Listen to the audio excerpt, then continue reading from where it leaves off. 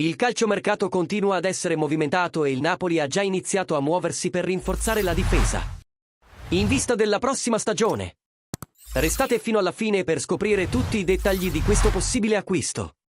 Ma prima, lo sapete, vero? Lasciate il vostro like, iscrivetevi al canale e attivate le notifiche per non perdere nessuna notizia. Ora, senza ulteriori indugi, andiamo al sodo. Secondo quanto riportato da Kiss Kiss Napoli, il club azzurro ha avviato i contatti con l'Udinese per ingaggiare il difensore Omar Solé. Il 25enne difensore francese si è distinto in Serie A da quando è approdato all'Udinese dopo aver rescisso il contratto con l'RB Salisburgo e ora sta attirando l'interesse di Antonio Conte, che lo considera un elemento fondamentale per la difesa partenopea.